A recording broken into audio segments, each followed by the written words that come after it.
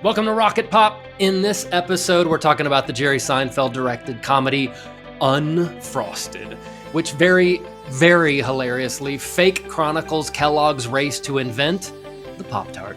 Free from any remotely serious undertones and focusing on things that are just plain funny, this wonderfully silly movie is perfect for families with older kids around 14 or 15 years old and up.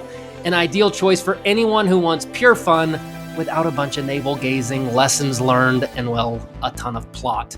Just like a Pop-Tart, it's fun, delicious, and devoid of any sort of nutrients. Unfrosted, let's talk about it.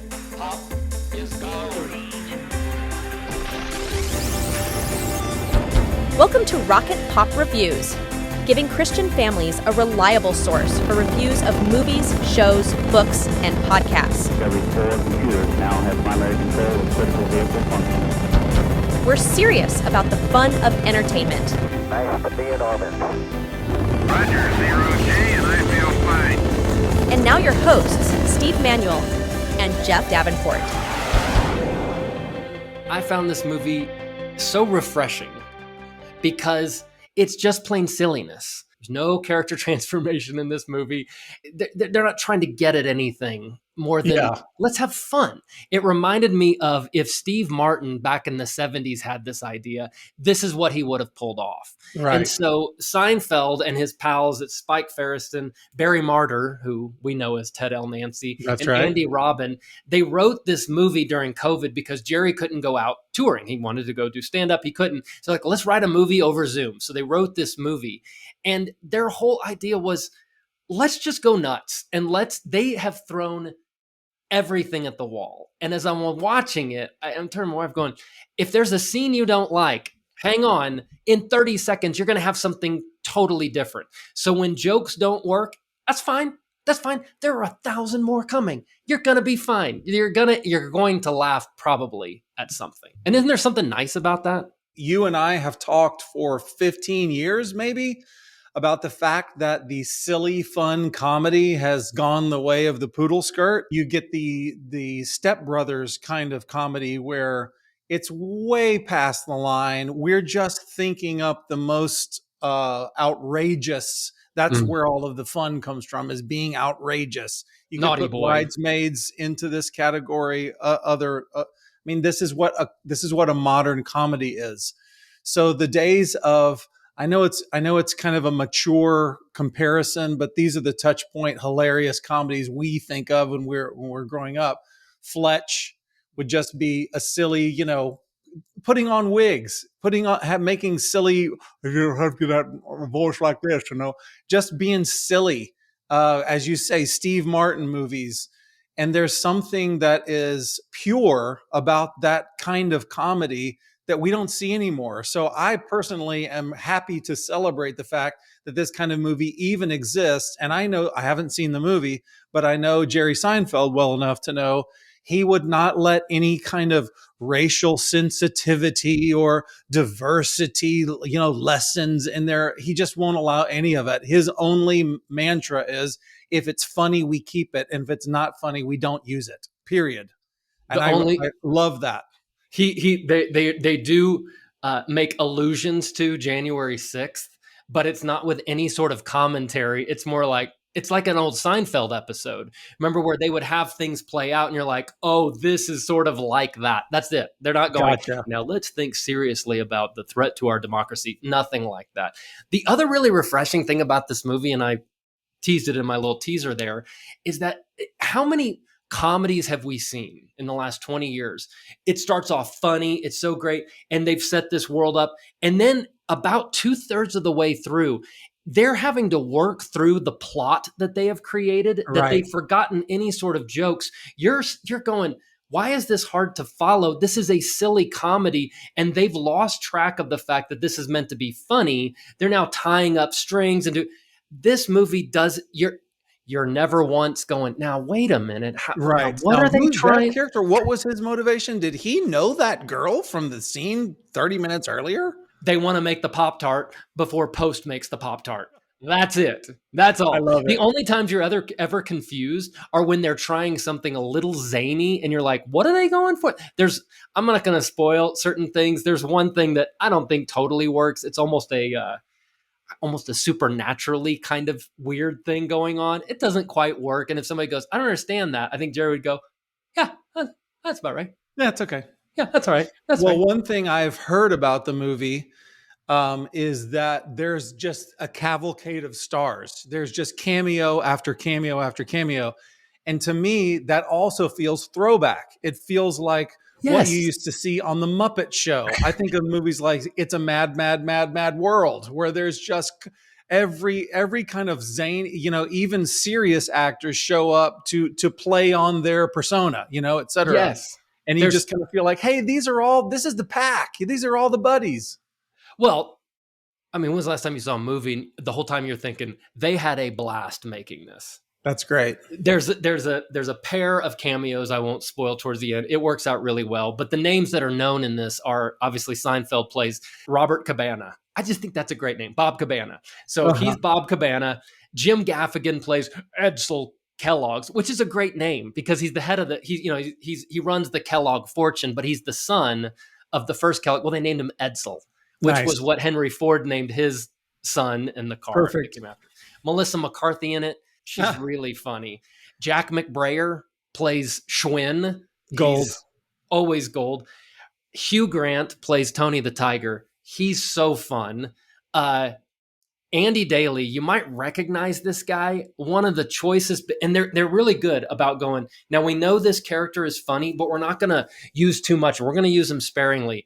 He plays the Quaker Oats guy. So he's a Quaker guy. And he's so wonderful. Every time he shows up, they give us just enough of him. Bill Burr, who I'm not the biggest Bill Burr fan, he plays JFK. It's choice. It's so choice. Great. And then I would say where the movie doesn't work, where every time they cut to this, you're like, that's not working, is Amy Schumer. She's not my favorite, but I'm willing to root for her in this. She's nowhere near my favorite. She hasn't smelled the favorites list of mine in 20 years. I think she's made me laugh in something in the past. Okay. Well, every time they cut her, she's like the nemesis of Kellogg's.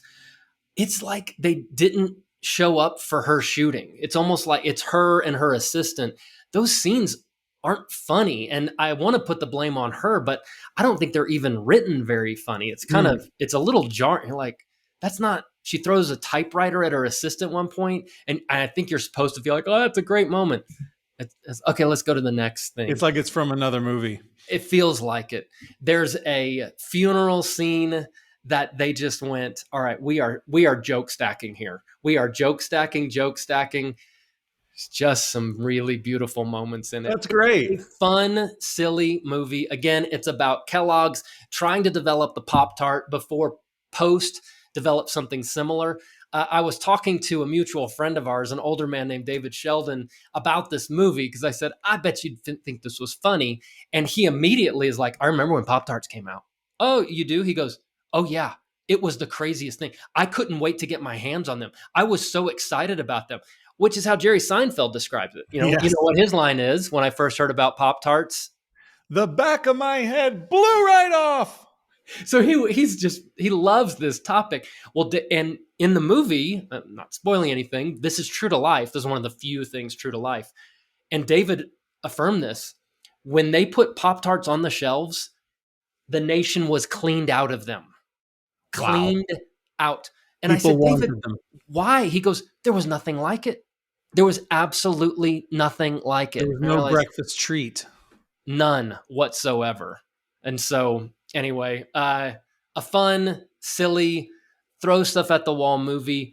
If in the first 15 minutes you haven't laughed, it's probably not for you. By the way, within a minute of the opening, you're going to get a really nicely composed reference to Norman Rockwell. And you just go, oh, that's such a nice little thing. It's really beautiful. Oh, that's delightful. Now, the warnings are, there's some cusses in this. It's PG-13. There's some cusses in this. A couple of things to look out for your children. One is they're probably not going to get a lot of the jokes. You just have to kind of be a kid of the maybe 70s, definitely the 80s, even though this takes place in 63. you're just not going to get a lot of the jokes, like these jokes about cereal and the characters on the cereal boxes. You might not get them. Right. There are a number of cusses in this, and there are some off-color jokes that you're like, do we need that? I don't know. They're not always Of a funny. sexual nature? Slightly. A little blue. He's going a little blue. Occasionally, about as blue as Jerry goes. Okay. He doesn't go very blue. Right. There's no F-bomb in the movie. Okay. I don't think. I'm pretty sure there's not. Is there GDing in this movie? There's some GDs. Jerry likes the GD every so often. He does. It's an interesting question. What do we do with our children when it comes to hearing cuss words? I think the same question is true in real life as it is for seeing something on the screen. My children are 12 and 14, and whenever anything like that happens, there is a tiny debrief. A lot of times I'll be listening to sports podcasts. The kids get in the car and I'll just pause it and go, that was new. Okay. That wasn't being said 30 seconds ago. And that has happened before. And I just want them, they would do this naturally. Okay. They would pick up on the fact that they don't hear those words around the house. We don't talk that way. Our friends don't talk that way. All I want to do is underline to them that we think that's wrong. We think that that's lack of self-control. We think there are inappropriate words and that our language is supposed to be clean. Obviously, this is one of those discernment things. How much could you watch before, okay, that's enough? My mother, 80-year-old Linda Manuel, about one word is about enough for her. Why do they have to talk like that? And that's exactly it. Well, my tolerances are a little higher than that, but you can be sure if there's a child in the room, my tolerances go way, way lower. And so I can't give you a good happy answer. We talked about Back to the Future recently, and that there was a lot more cussing in that movie than I remember. And I felt like that was really the high end of what I would let my children sit through, because while we're all raising our eyebrows and looking at each other and going, well, hey, different times. There does come a point where it's normalized. And now it's just a shoulder shrug and like, well, hearing 4 bad words every 2 minutes, that's normal. And I don't want that to be normal. I want it to get eyebrows up. And it's kind of strange because I think as my children mature, I want them to be able to sit in a conversation with somebody, as I hope to be able to do, and there's swearing happening, and it's highlighted in your mind when you see it. Oh, that's an out of bounds word. However, it doesn't throw me. I'm still able to listen to the person. I'm listening to the idea. I can go, try to empathize with what they're saying, et cetera. And I kind of want my children to end in that same place. I don't want them to be able to watch Casino and not worry about any of the disgusting language. Okay, there is something it's just unclean and we shouldn't touch it. But we have to find some gray line, and that changes from family to family. How much can we tolerate? And the weird thing is, as everybody knows, is trying to merge with friends and the other families that come in. And I have this famous example of did not know I just knew it was a comedy, and bought for my mother-in-law season 3 of Curb Your Enthusiasm for Christmas Day. I remember this. I love this story. What we did was popped it in the DVD. Let's all watch an episode. And I think we got 5 minutes in and it came out of the DVD player. It was handed back to me. No, thank you, Stephen. And that was an embarrassing moment. That's when we realized there was a merging that did not happen with families. Anyhow, it's a delicate thing. I appreciate the warning. That Unfrosted, while silly and funny, might have some things that you have to either cover the ears of the children, or maybe it's not appropriate for everybody's family. I will say this. If you're wanting to watch something with your wife and don't watch this movie if you're in a bad mood, because you will not like it. I can promise you. But if you're in kind of a bad mood, it's going to help you out a lot. Okay. It's going to get you over the hump. It's going to get you past your daily blues. But you and your wife, if your wife remotely has a kind of silly sense of humor, this is not a Seinfeld episode. These aren't commentaries about relationships.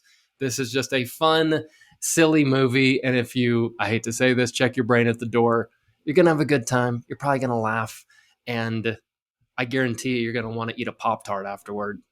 All right. So we're giving Unfrosted. Here it is.